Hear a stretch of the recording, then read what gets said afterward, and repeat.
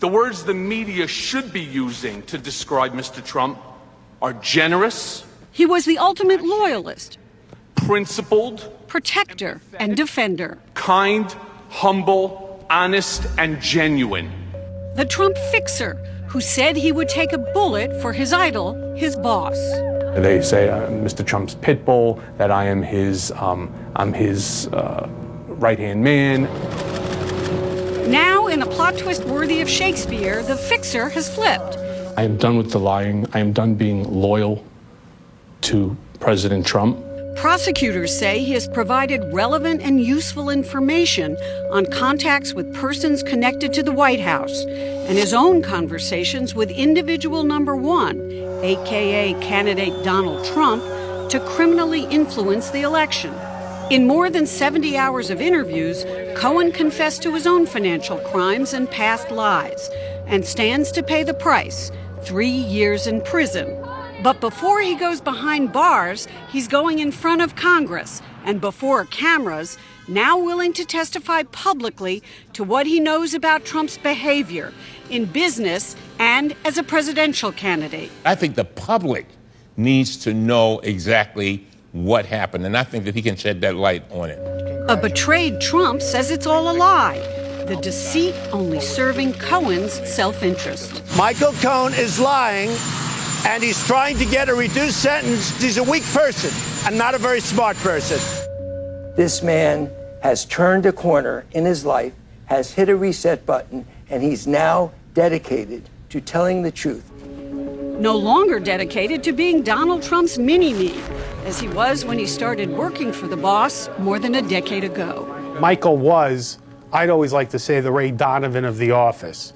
I'll take care of it. He took care of what had to be taken care of.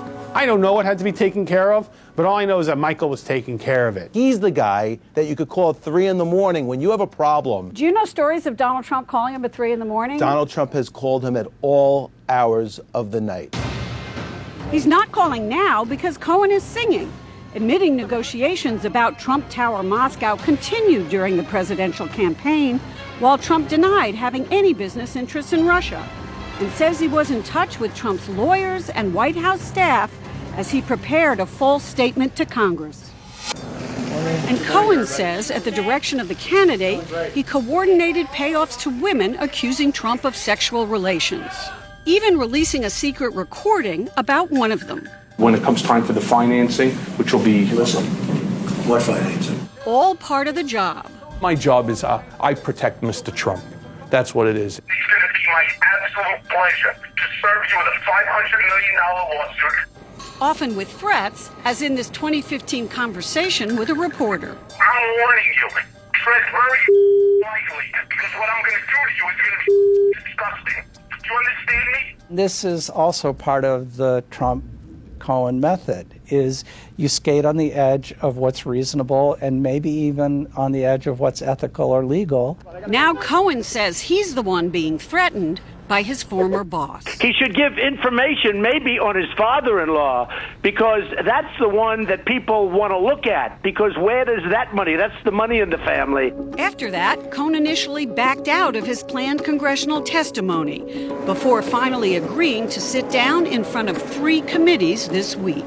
The President of the United States is essentially threatening his family, which to me is another act of potential obstruction of justice.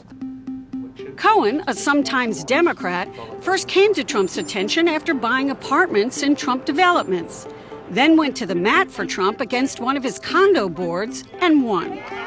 Trump loved him for it. I mean, that was the beginning of it. And then after that, they became close. It was much more than an attorney-client relationship. It was something much deeper, almost father and son kind of thing. I will faithfully execute. But when Trump became president, he did not bring his brash wingman to Washington. Do you think he wanted to be in the White House, be White House counsel, or? There must have been a part of him that was dreaming of a great job at 1600 Pennsylvania Avenue. But he's also the guy who not only knows where all the bodies are buried, he buried a lot of them himself. And that ironically disqualified him. Maybe from working in the White House, but not from working with Bob Mueller and testifying before Congress.